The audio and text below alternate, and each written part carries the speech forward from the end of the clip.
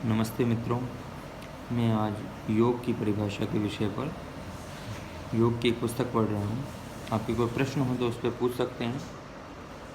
योग की परिभाषा, जो कि हमारे नेट QCA आदि सब में काम आता है, योग से नेट योग QCA करने वालों के लिए। योग शब्द युज समाधो आत्मनेपदी दिवादि गणीय धातु में झें प्रत्यय लगाने से निष्पन्न होता है, अर्थात पूर्ण रूप से बनता है, अर्थात एक अवस्था को प्राप्त करता है, अर्थात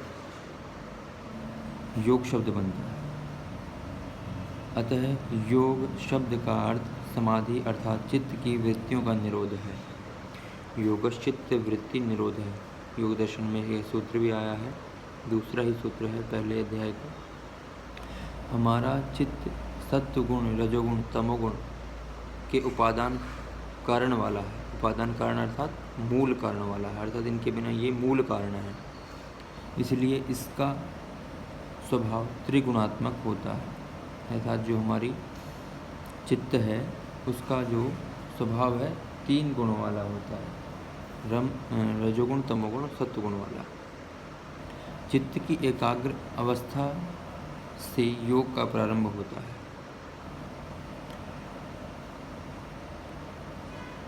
चित्त प्रकाश, क्रिया व स्थितिशील वाला है। चित्त कैसा है?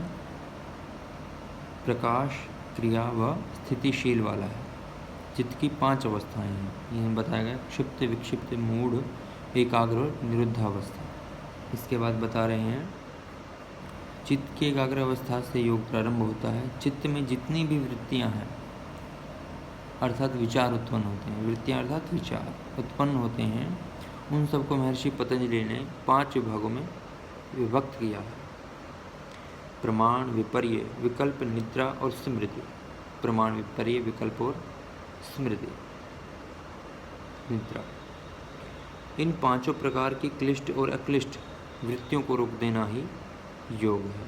अर्थात ये वृत्तियां 2 प्रकार की हैं, क्लिष्ट और अक्लिष्ट। ये इन दोनों को ही प्रकार की जो वृत्तियों को रोक देना है, इन दोनों प्रकार के विचार जो हैं, इन दोनों को रोक देना ही योग है। अर्थात आगे आया है योग समाधि है। उपरोक्त 5 प्रकार के वृत्तियों का निरोध करने से क्लेश व कर्म के बंधन शिथिल होते हैं और निरुद्ध अवस्था अभिमुख होती है। अर्थात निरुद्ध अवस्था हमारे सामने आ जाती है, अभिमुख का अर्थ यहाँ पे है, तथा संप्रज्ञा समाधि की प्राप्ति होती है। आत्मा अपने नित्य शुद्ध, बुद्ध, मुक्त और आनंदमय, शांतिमय, पूर्ण, सुखमय मूल रूप या मूल स्वभाव में अवसिति होता है, अर्थात स्थित हो जाता है। योग की या समाधि की इस अवस्था में योगी भगवान का यंत्र बनकर ईश्वरीय ज्ञान, अर्थात यहाँ शास्त्रों में कहा गया है कि तुरीय शरीर को प्राप्त करता है। मोक्ष की अवस्था में भगवान का यंत्र बनकर ईश्वरीय ज्ञान, शक्ति, सामर्थ्य, ईश्वरीय प्रेम, करुणा, वात्सल्य या दिव्यता से युक्त होकर दिव्य कर्म करता है तथा दिव्य सुख या ईश्वरीय सुख का अखंड रूप से अनुभव करता हुआ दिव्य जीवन जीता है। वह समष्टि में दिव्यता अर्थात समष्टि सम प्रकार से जो सृष्टि है उसमें समान रूप से रहता है, समभाव से देखते हुए संसार में रहते हुए भी दिव्यता का शुभ गुणों का आधान करता है। योगस्थ कुरु कर्माणि संगम त्यक्त्वा धनंजय, यहाँ पे इसका उदाहरण दिया गया है। सिद्धयोः समो भूत्वा समत्वं योग उच्यते। ये धनंजय, तू आसक्ति को त्याग कर तथा सिद्धि और असिद्धि में समान बुद्धि वाला होकर योग में स्थित हुआ कर्तव्य कर्मों को कर। ये कहते हैं कि जो समान बुद्धि वाले होकर के योग में स्थित हुआ कर्तव्य कर्मों को कर, अर्थात यही धर्म कहलाता है। जो कर्तव्य कर्म है वही हमारा धर्म होता है, कर्तव्य कर्मों को करने का नाम ही धर्म है। समत्तम योग उच्चते कहलाता है। बुद्धि को बुद्धि युक्तो जहाती है उभे सुकृते दुष्कृते तस्माद्योगाय युजस्व योग कर्मसु कौशलम। संबुद्धियुक्त पुरुष पुण्य और पाप दोनों को इसी लोक में त्याग देता है, इसी लोक में त्याग देता। जो कहा गया कि इसमें जो पूर्ण योगी जो होता है इसी संसार में पुण्य और अपुण्य जो कर्म है उनको छोड़ करके अर्थात उन सबसे मुक्त हो जाता है। इससे तू समत्वम योग में लग जा, ये यहाँ पे शास्त्र आदेश करते हैं। यह समत्वम रूप योग ही कर्मों में कुशलता है, अर्थात कर्म बंधन से छूटने का उपाय है। कठोपनिषद की षष्ठी वल्ली के 10वें और 11वें मंत्र में योग का वर्णन करते हुए ऋषि कहते हैं, यदा पंचावतिष्ठन्ते